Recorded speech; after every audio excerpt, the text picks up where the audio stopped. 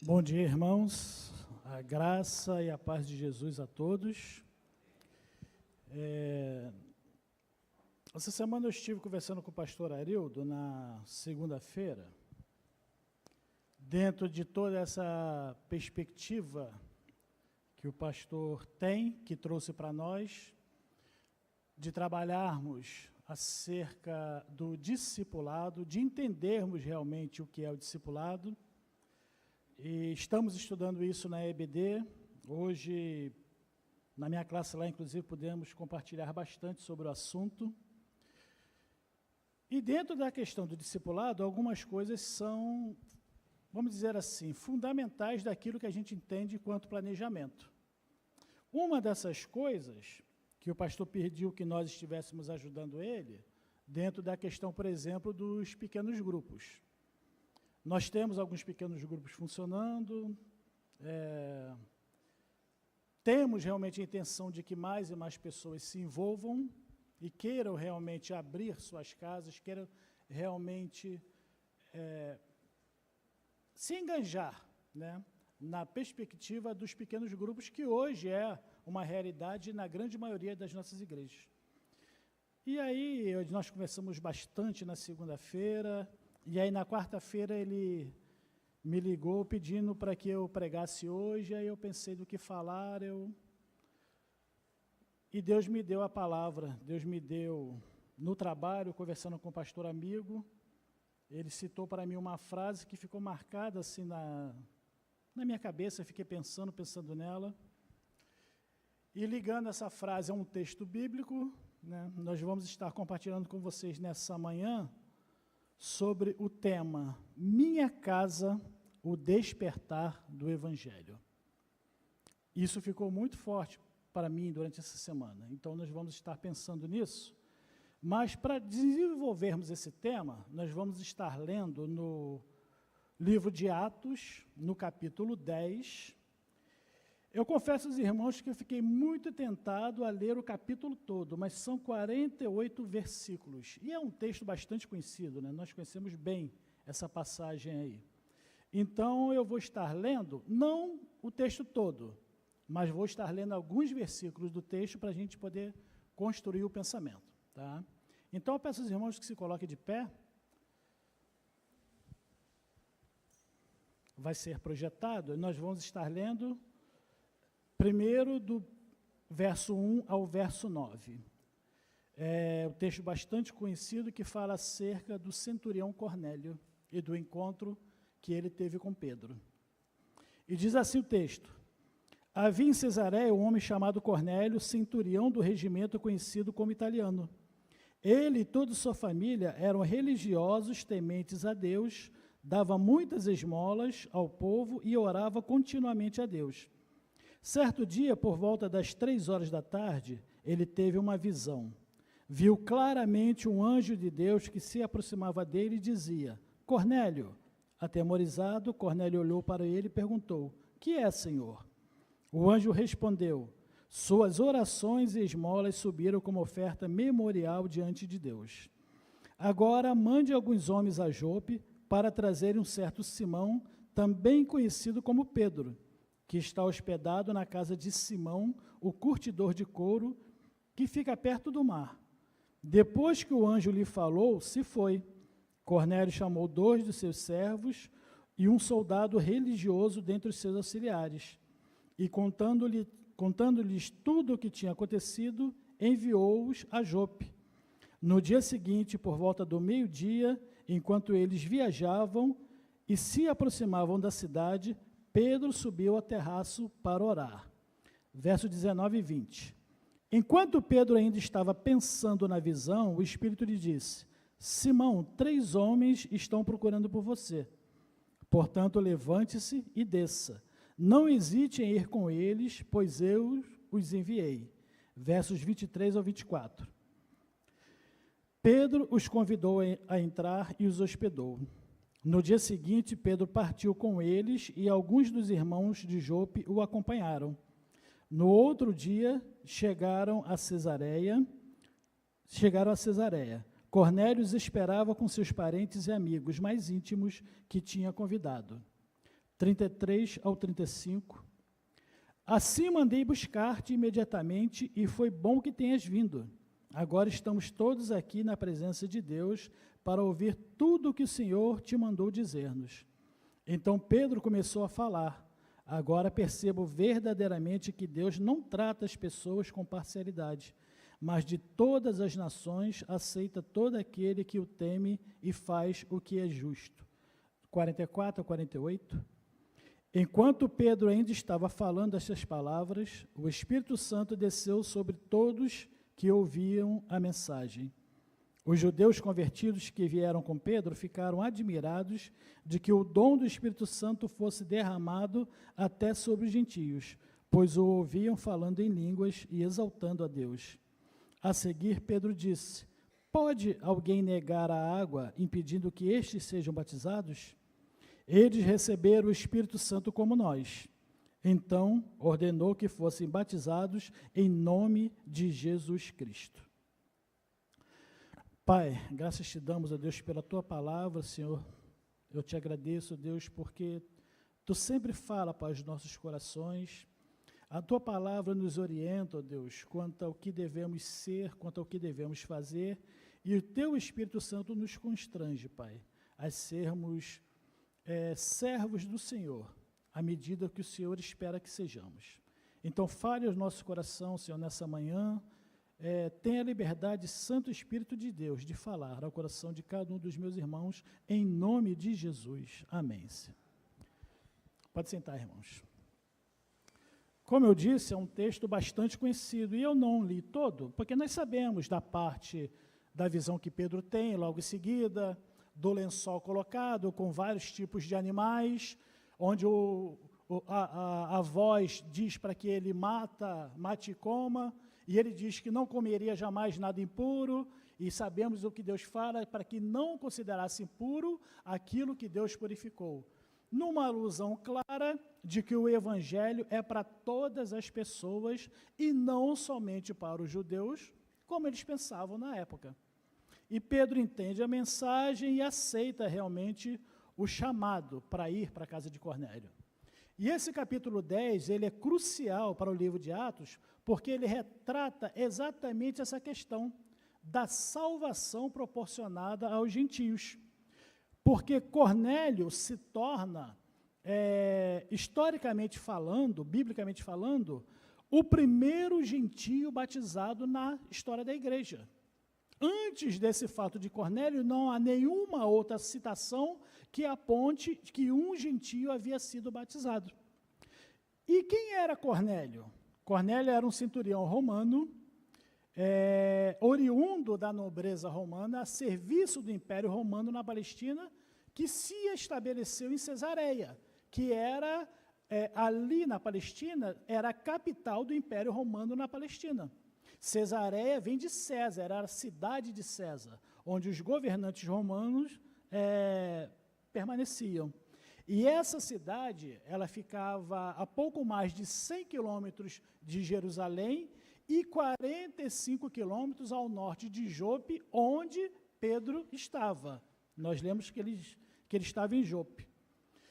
Então, ele era um comandante, um oficial do Império Romano que liderava uma companhia de aproximadamente 100 soldados a pé, uma centúria. E nós temos, na qualificação do Império Romano, nós temos a centúria, nós temos a legião, que correspondia a basicamente cerca de 60 centúrias, mais ou menos 6.000 homens, e Cornélio era um desses, que comandava esse pequeno grupo de 100 soldados, né? Mas, apesar de estar a serviço de Roma, a serviço do imperador romano, Cornélio era um homem tido como temente a Deus. Ele era um homem cujo o conhecimento, o que ele ficou sabendo acerca do Deus de Israel, aquilo lhe atraía. Lhe atraía ao ponto dele abandonar a religião romana e abandonar a religião dos soldados romanos e se tornar uma pessoa devota a Deus. E os romanos adoravam muitas coisas, Júpiter, Marte, Vênus, Os próprios soldados romanos, eles tinham uma religião muito peculiar deles, que era o mitraísmo. Eles adoravam Mitra, uma entidade oriental. Cornélio abre mão disso tudo e resolve ser alguém que vai se apropriar do monoteísmo. Cornélio passa a adorar um único Deus. Tá? Cornélio ele estava assim, na categoria do que os judeus chamavam de pessoas tementes a Deus. Pessoas que eram simpáticas aos judeus, aos judaizantes. Eles tinham essas pessoas como simpáticas, tinham apreço, respeitavam os que eram tementes a Deus, mas havia aí uma distinção clara. Eles respeitavam, entendiam que eles tinham resolvido adorar o Deus de Israel, mas eles não se misturavam. Eles não se misturavam por quê? Porque mesmo sendo alguém temente a Deus, ele não era um judeu. Ele não havia, por exemplo, passado pela circuncisão. E a grande maioria deles não aceitava passar pela circuncisão. Então, ele era alguém que era simpático aos judeus, né? Ele era respeitado por isso. Mas por causa da maneira que a vida e o coração de Cornélio são descritos, nós vemos um homem que, obviamente, ele tinha um relacionamento real com Deus, ainda que ele não conhecesse esse Deus por completo. E é uma coisa para se prestar realmente atenção, porque talvez ele participasse de reuniões na sinagoga, mas muito provavelmente ele não tinha acesso aos escritos. Ele não chegava na sinagoga e abria, tirava um rolo do cântaro e abria para ler. Ele não tinha essa liberdade para isso. Então, ele tinha aquilo que ele ouvia e ouvia falar. Ou seja, ele conhecia Deus daquilo que lhe diziam. Isso já havia feito diferença na vida dele, mas faltava ainda ter algo mais completo. E aí, da sua infinita graça e misericórdia e soberania, Deus resolve levar Pedro à casa desse centurião para ser, por meio de Pedro, apresentado em definitivo e de forma completa a Cornélio e a sua família. Porque não basta simplesmente conhecer, de ouvir falar, ou de, em alguns momentos, ver algo, ouvir algo acerca da palavra, não. É preciso conhecer no profundo. É preciso ter intimidade com Deus. O comentarista Warren Wiersbe, ele afirma que Cornélio havia se cansado de mitos pagãos e rituais religiosos inúteis e que havia voltado para o judaísmo na esperança de encontrar a salvação. A religião que eu sigo não me aponta uma salvação. Talvez ele tenha pensado. Seguir tantos deuses não me dá garantia de nada. E estão me dizendo que há um Deus único, que é realmente aquele que faz sentido, que é o Criador, que é realmente aquele que salva. Então, Cornélio e sua família, eles estavam com o coração pronto para receber o Evangelho, pronto para conhecer Deus na profundidade. Deus fala a Cornélio e manda Cornélio chamar Pedro, que estava a 45 quilômetros de distância da casa dele, dando todas as coordenadas de como isso iria acontecer, de como eles encontrariam Pedro, de como Pedro chegaria até eles. E, enquanto isso, no mesmo tempo, Deus também já falava a Pedro a fim de quebrar paradigmas no coração do apóstolo. Porque, de maneira nenhuma, Pedro pensaria em que em algum momento estaria entrando na casa de um gentio, compartilhando da mesa de um gentio, estando junto com a família de gentios. De maneira nenhuma isso passava pela cabeça de Pedro, mas Pedro entendeu e atendeu a ordem do Senhor, e no outro dia ele foi para a casa de Cornélio. Foi o que nós lemos aqui, né? E ali naquele momento, meus irmãos, Cornélio e sua família estiveram um encontro verdadeiro com o Evangelho de Jesus Cristo. E o Espírito Santo foi derramado pela primeira vez aos gentios. Porque nós lemos ali em Atos, quando do derramamento do Espírito, quando da pregação de Pedro, das primeiras conversões, não há referência nenhuma a que algum gentio houvesse se convertido. Não há referência nenhuma que naquele momento ali, da descida do Espírito Santo, houvesse algum gentio ali no meio. Acredito até que havia, mas não há referência. E a referência que nós temos primeira é Cornélio, como aquele gentio que recebeu realmente o Espírito Santo. E aí, o que nós podemos realmente tirar disso? O que nós podemos realmente aprender, dentre tantas coisas, acerca desses eventos que aconteceram?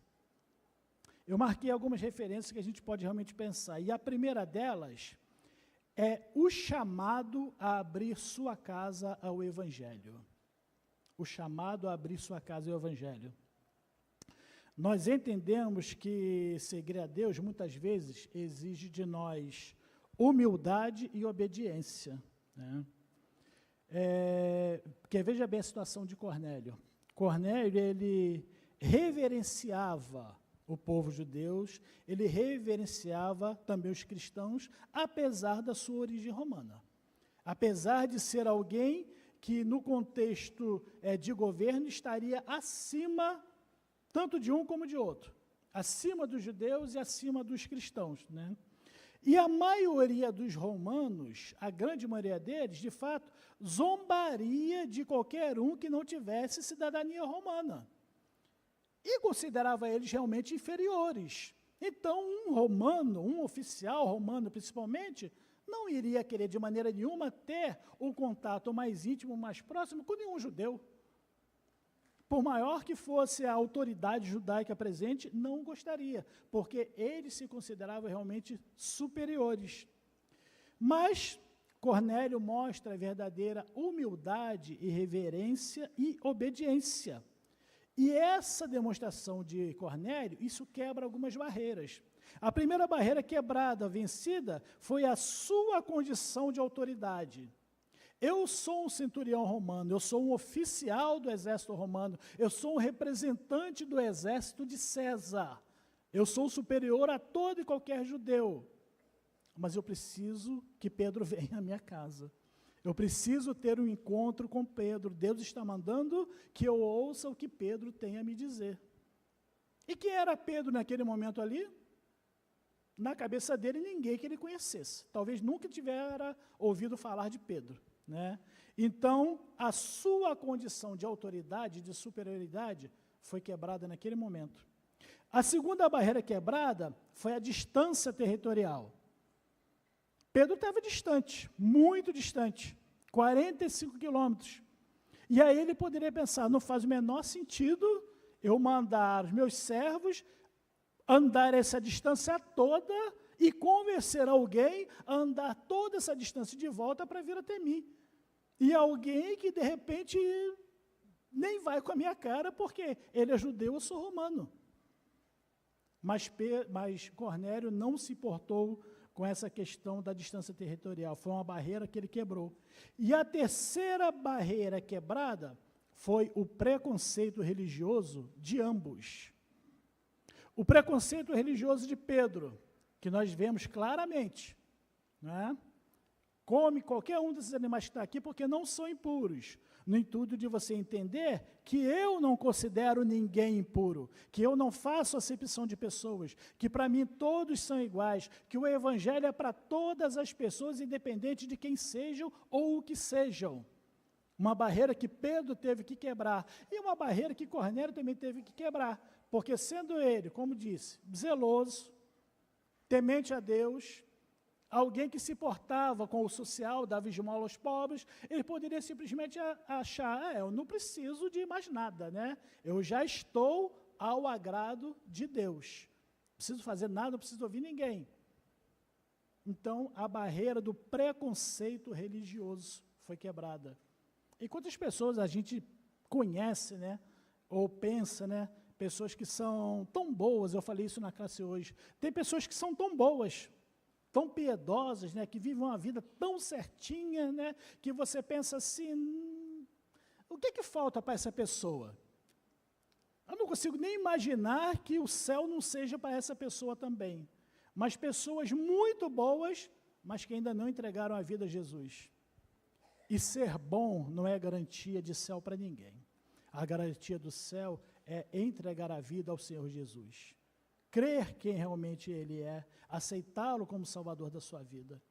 O ser bom, o ser íntegro, faz parte do caráter cristão, que mais se evidencia a partir do momento que entregamos a vida a Jesus. Pelo menos tem que se evidenciar. Então, isso não seria prerrogativa para que Cornélio não aceitasse a visita de Pedro. Cornélio teve a visão do anjo para chamar o apóstolo na cidade do Jope,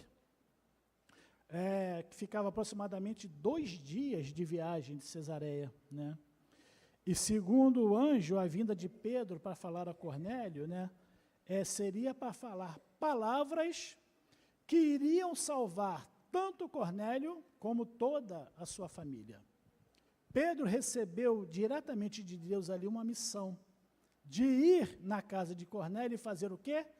Discipular. Falar do Evangelho, falar de Jesus Cristo, falar da razão de esperança que havia na vida de Pedro, para que Cornélio e sua família pudessem entender. E é bom observar que em nenhum momento Cornélio duvidou disso. Quando ele recebe chamado, ele não duvida, simplesmente ele aceita enviar seus emissários.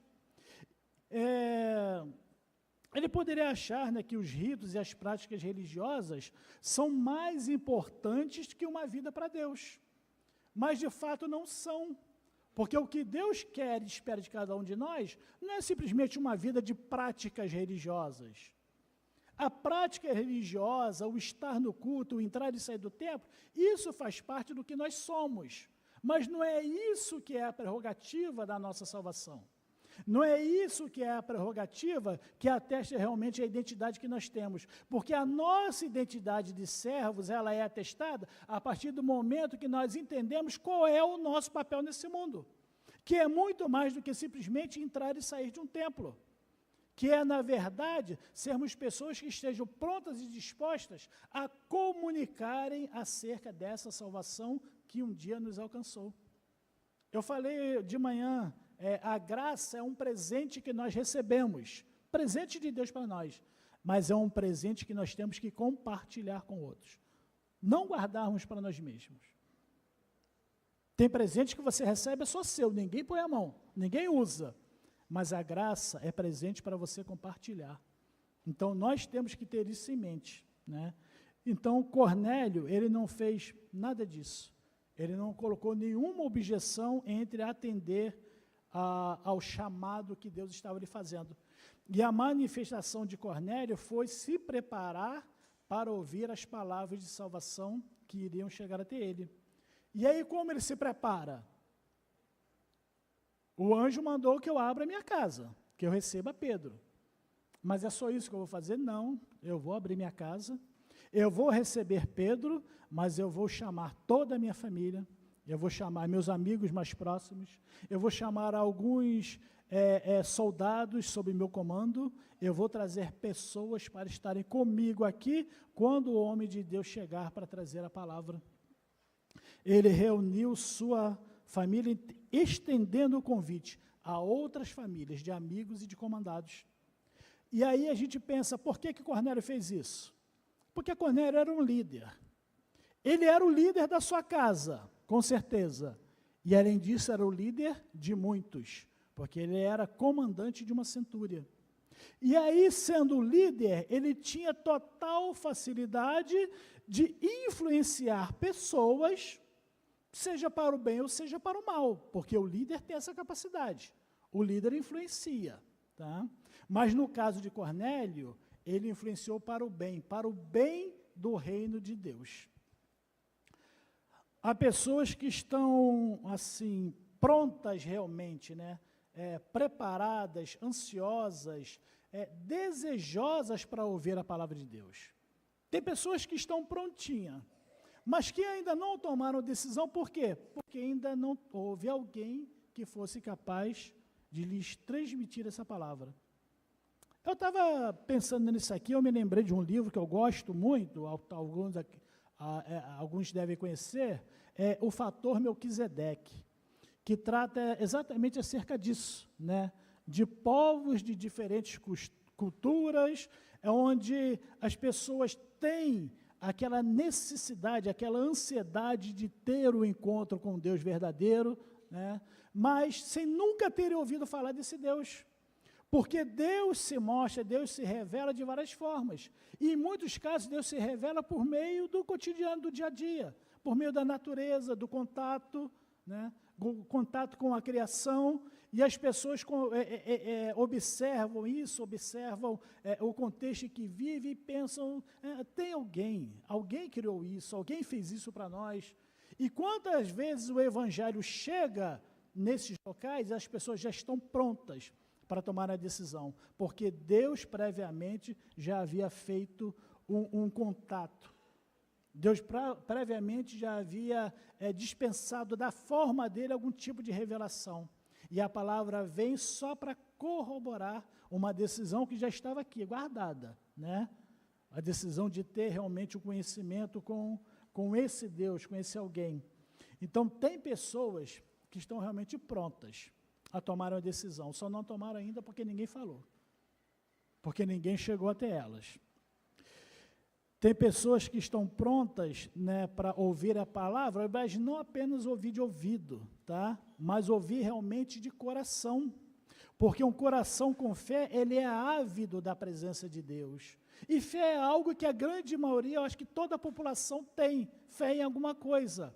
O problema é direcionar essa fé para o local certo, direcionar essa fé por aquele que tem que ser realmente a razão de ser da fé que a pessoa tenha. João 5,24, Jesus vai dizer, em verdade vos digo, quem ouve a minha palavra e crê naquele em quem me enviou, tem vida eterna, não entra em juízo, mas passou da morte para a vida. Quem ouve a minha palavra e crê. Como crer se não há quem pregue? Como ouvirão, né, de quem nunca ouviram falar, de quem nunca conheceram? Então é necessário realmente que a gente entenda qual é a nossa responsabilidade disso, porque há pessoas dispostas a abrir suas casas, dispostas a convidar pessoas para ouvir a palavra, ouvir palavras de salvação. Quais eram as palavras de salvação que o apóstolo tinha para Cornélio? Nós lemos no texto. Primeira, que Deus não faz acepção de pessoas, que a salvação é para o judeu, ela é para o gentio, ela é para o preto, para o branco, para o homem, para a mulher, para o rico, para o pobre, a salvação é para todos, Deus não escolhe, Deus não faz acepção de pessoa. A salvação chega, não importa quem seja, não importa em que creiam, não importa a quem estejam prestando culto, não importa o que estejam adorando, a salvação é disponível a todos, porque quando a salvação chega, esses conceitos mudam. Quando a salvação chega, a adoração que era destinada a algo errado, ela muda, ela passa a ser destinada para o certo. Então, o nosso papel é realmente fazer com que as pessoas creiam e não nos recolhermos ou nos acovardarmos por nada. Eu sei que tem gente que pensa, tem receio até, por exemplo, de entrar em certos espaços, em certos locais. Tem pessoas, e eu já ouvi falar que, por exemplo, tem medo de ter um contato assim mais próximo com alguém que professe uma religião qualquer de matriz africana. Tem gente que não quer ter contato, tem gente que não quer entrar na casa, tem gente que se afasta porque acha o quê? Que não é local para você entrar, não é pessoa para você ter relacionamento. Mas o que nós vemos, quando nós vemos essa atitude aqui de Pedro, é justamente o contrário. Não importa a fé que ele professa, não importa o Deus que ele adore, ou o demônio que ele adore, não importa. Importa é que eu tenho a palavra da verdade para levar a essa pessoa. E eu não tenho que ter medo de nada, porque Jesus não falou que nós somos a luz do mundo? Ele não falou? Ele falou que você é luz, não é? E se nós somos luz, somos para brilhar aonde? Onde há trevas. E onde há trevas, quando a luz chega, a treva se dissipa. A treva não apaga a luz. A luz dissipa as trevas. É justamente o contrário. Então, se você é luz, você pode ir e deve ir em todo e qualquer lugar onde haja necessidade de que a luz brilhe e a treva seja dissipada. Nesse sentido, nós não temos medo de ter relacionamento com ninguém, de entrarmos em local nenhum, porque maior é o que está em nós do que o que está no mundo. Nós só temos que ter realmente essa convicção e essa certeza, né?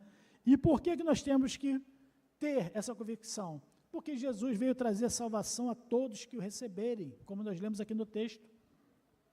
Eles precisam receber, eles precisam que nós sejamos as pessoas que preparem o caminho para que o Espírito Santo possa convencer.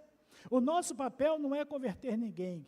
Quem converte, quem convence é o Espírito Santo, convence do pecado, da justiça e do juízo. Mas nós temos que preparar o caminho para que a pessoa possa ter acesso e o Espírito Santo possa trabalhar na vida dessa pessoa. Cornélio e sua família, eles creram na pregação do apóstolo Pedro, receberam o Espírito Santo e foram batizados. Ou seja, a abertura da casa de Cornélio proporcionou a abertura dos seus corações para que eles recebessem o Espírito Santo. Então, o chamado a abrir sua casa é o Evangelho, entendendo que isso é um meio pelo qual corações podem ser abertos ao Senhor Jesus. O segundo ponto, o chamado a ir na casa que se abre ao Evangelho. O chamado a ir na casa que se abre ao Evangelho. Porque quando Pedro ouviu as palavras, centurião romano, provavelmente ele não imaginou alguém como Cornélio. Mas não mesmo. Quando ele ouve que um centurião romano o está chamando, o que veio na mente dele seriam talvez aqueles oficiais romanos que montavam guarda em Jerusalém, que puniam os criminosos, que crucificavam pessoas, inclusive que tinham crucificado o próprio Jesus. A ideia que Pedro tinha do oficial romano era a pior possível. Jesus foi preso pelos oficiais. Jesus foi crucificado com oficiais presentes. Então, Pedro teve essa imagem, mas Deus mostra a ele, a Pedro, a importância de que essas pessoas têm para o reino de Deus. Mesmo sendo oficial romano, são importantes para o reino de Deus. Pedro reconhece que Deus não faz acepção de pessoas. Pedro reconhece que Deus quer salvar a todos. Nós lemos lá no verso 35, né, pregando que Jesus é o Salvador de todos. Se Pedro tivesse assumido, né, a sua suposição, o seu pensamento contrário à questão do oficial romano, e se recusado a ensinar Cornélio sobre salvação, talvez Pedro teria impedido que o evangelho chegasse aos ouvidos gentios.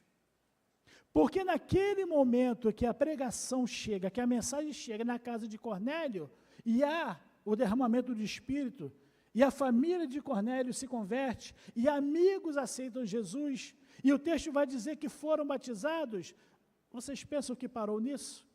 Nós não temos relatos bíblicos do que aconteceu por ali, mas não é difícil da gente subentender que eles foram pregar o evangelho também, e pregar no meio deles.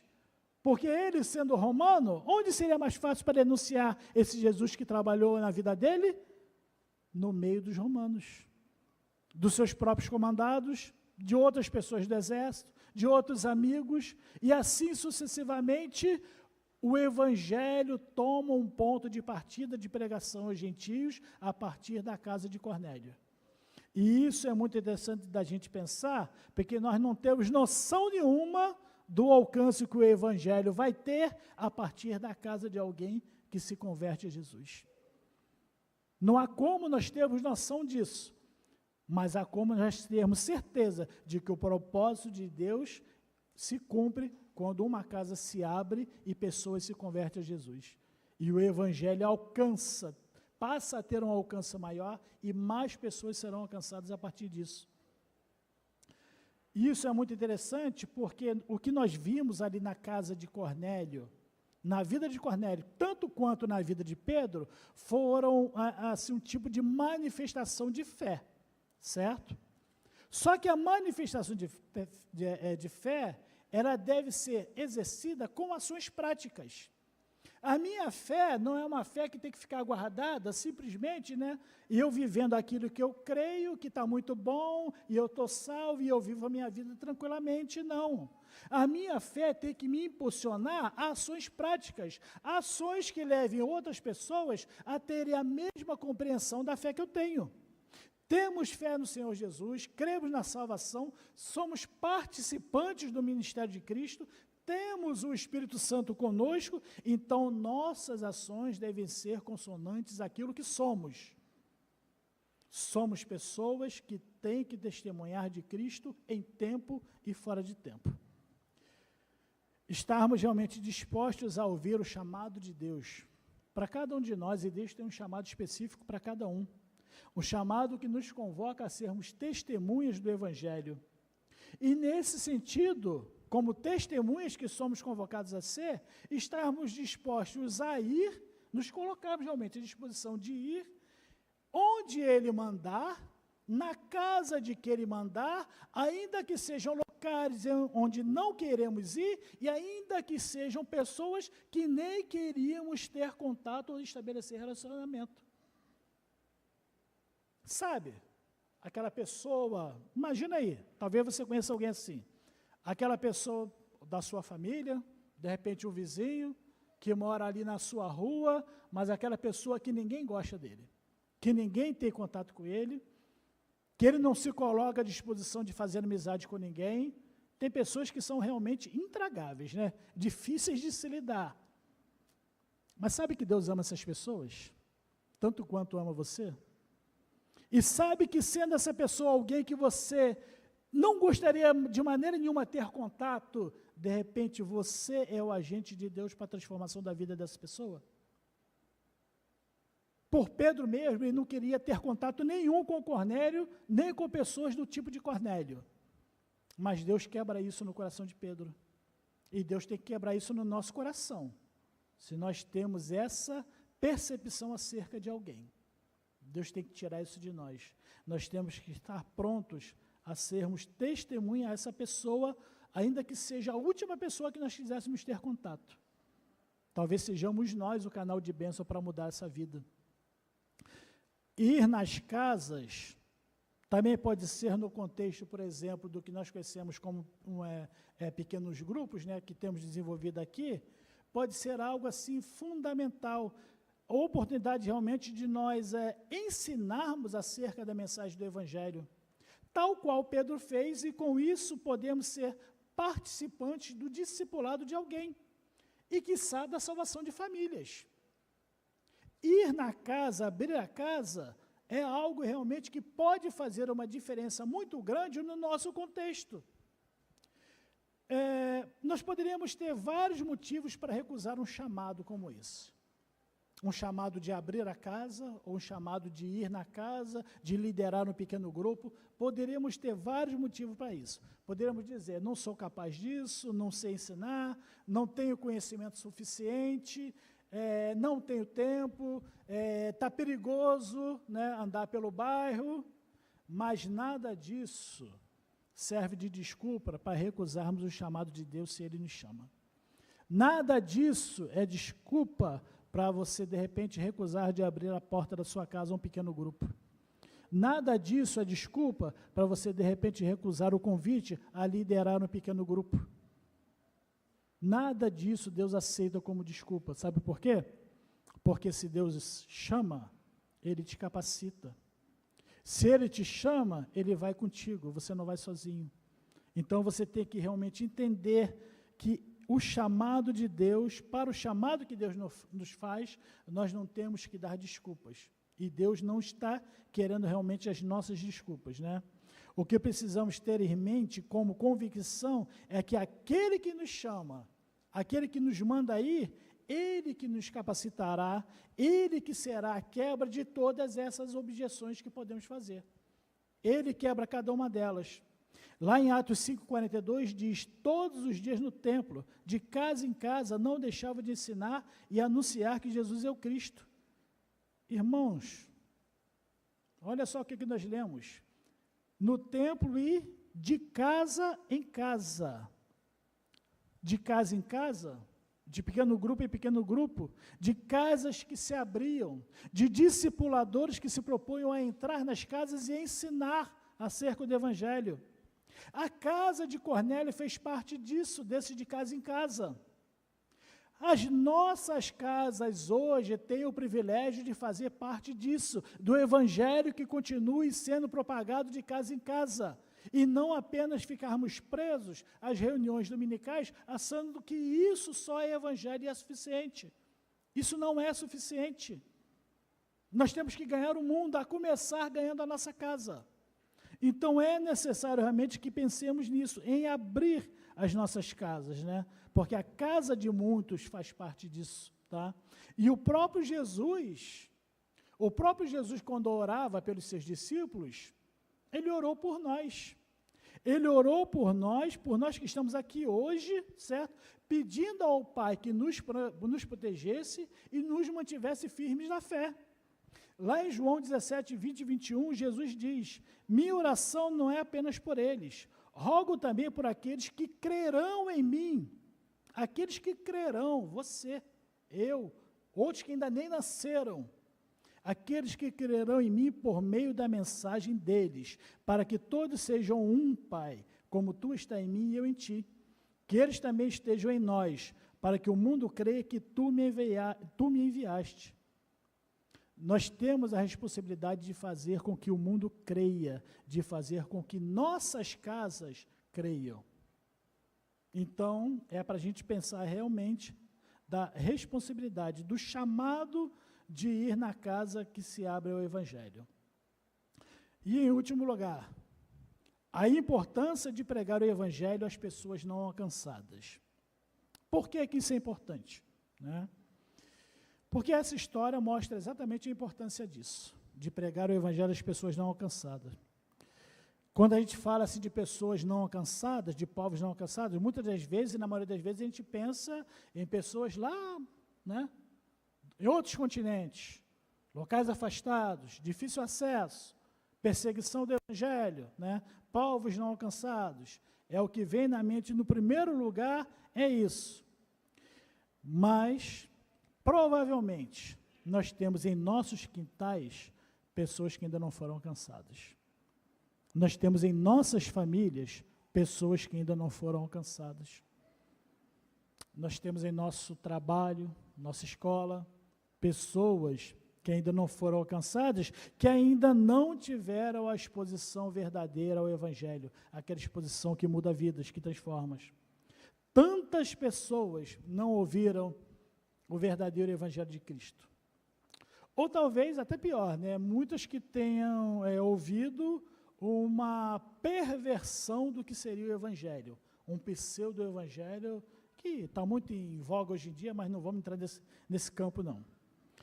Como cristãos, o que de fato nós temos que pensar é que nós devemos deixar de lado toda e qualquer diferença que possa haver, deixar de lado as nossas objeções, deixar de lado preconceitos com outras pessoas ou com qualquer outra coisa e encontrar um terreno comum à graça do nosso Senhor Jesus Cristo.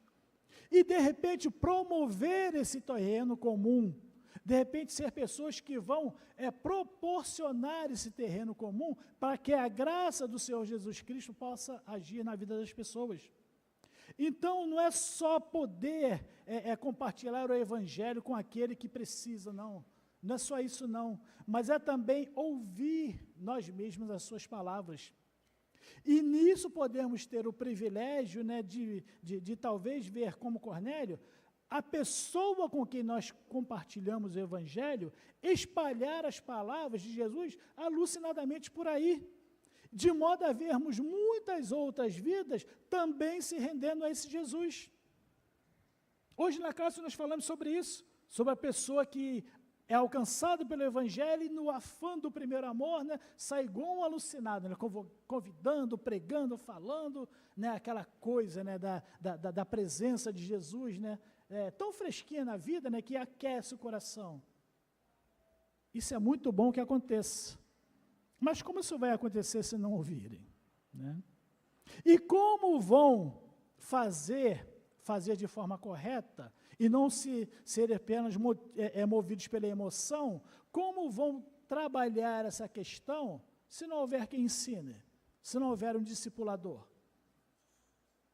A grande comissão, Jesus falou, né? Fazer discípulos de todas as nações, batizando-os em nome do Pai e ensinando-os.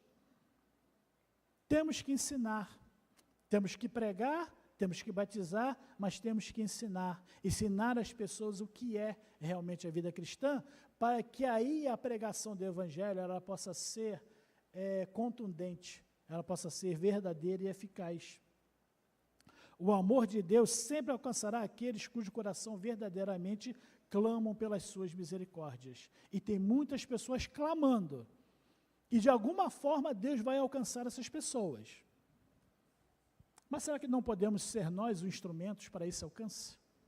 Será que não podemos ser nós as pessoas que vão mudar a vida de outras pessoas? É nos colocarmos realmente à disposição, tal qual Pedro entendeu e se colocou à disposição. Para a gente concluir, irmãos, Deus falou ao coração de Cornélio para que ele abrisse a sua casa ao Evangelho. E Deus falou ao coração de Cornélio para que ele chamasse Pedro para lhes ensinar do Evangelho, para ser seu discipulador. Deus mandou Cornélio chamar Pedro para Pedro ser o seu discipulador.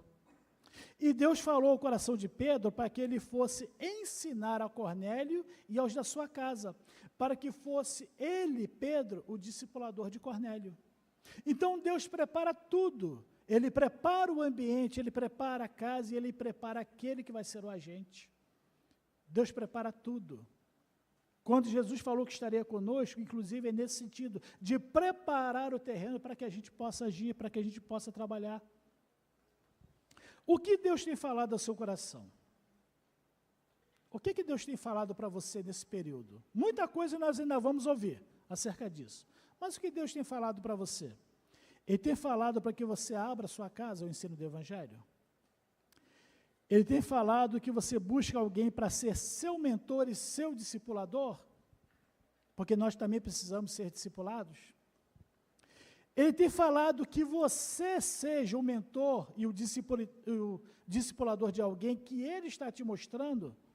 Talvez Deus já até te mostrou alguém que você deva ser aquela pessoa que vai ensinar e discipular. Deus tem falado isso com você? Para que a sua casa seja aberta ao Evangelho, primeiro precisa que o seu coração seja aberto ao Evangelho. Se o seu coração não for aberto ao Evangelho, a sua casa não vai se abrir ao Evangelho. Se o seu coração não se abrir ao Evangelho, se não houver o desejo de salvar pessoas, se não houver misericórdia pelos que perecem, se não houver em nós o mesmo sentimento que houve em Cristo Jesus, nós não vamos ver o Evangelho acontecer. Nós não vamos ver pessoas sendo salvas. Casas não se abrirão, corações não se abrirão ao Evangelho Salvador que é Cristo, se primeiro nós não nos abrirmos a Ele. Nós podemos tomar a mesma decisão que Cornélio tomou, tá? Nós podemos aceitar o chamado que Pedro aceitou. Podemos abrir nossa casa e podemos ir às casas. Deus quer se relacionar comigo e com você, e a primeira casa que precisamos abrir para a evangelização, preste atenção nisso, a primeira casa que nós precisamos abrir para a evangelização é o nosso coração, nos colocarmos realmente à disposição do Senhor, porque com Ele aberto, o Senhor orienta e começa a fazer a obra maravilhosa que Ele tem para fazer e que nós temos o privilégio de sermos participantes. Porque é isso que Ele sempre faz, Ele nos convida a sermos participantes da sua maravilhosa obra. Então, a minha oração nessa manhã, para cada um de nós, né? Deixemos o Senhor Jesus ser o Senhor da nossa vida, né?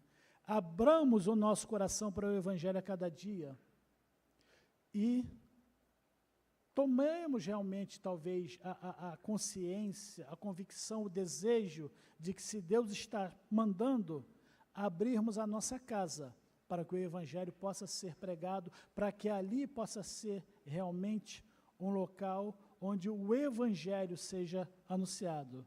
Se assim fizermos, eu tenho certeza, veremos maravilhas acontecerem, porque veremos salvação acontecendo e o Senhor será glorificado em cada uma das nossas ações.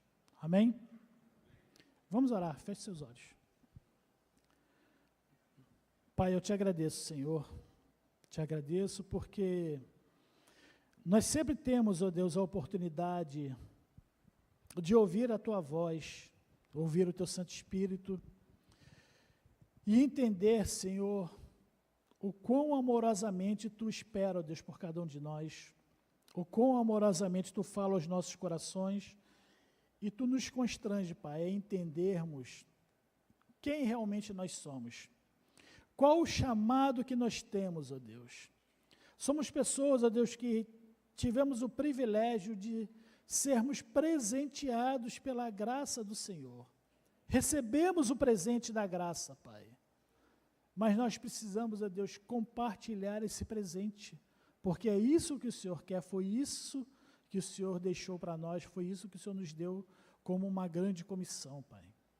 Então, a minha oração, Senhor, por cada um dos meus irmãos nessa manhã, é que cada um possa realmente entender a identidade que tem de servo de Senhor e sentir arder no coração o mesmo sentimento que houve no Senhor Jesus, de compaixão pelas almas, compaixão pelos que perecem, a começar compaixão pelos da nossa casa, Deus. Que isso possa arder, que possamos sermos pessoas à disposição do Senhor, para fazermos com que o Teu Evangelho tenha o alcance, ó Deus, que ele precisa ter.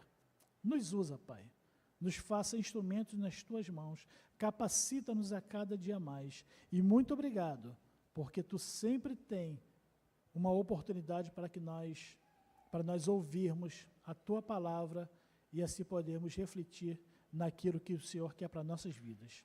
Eu te agradeço por tudo, Pai, em nome de Jesus. Amém. Deus abençoe, irmãos.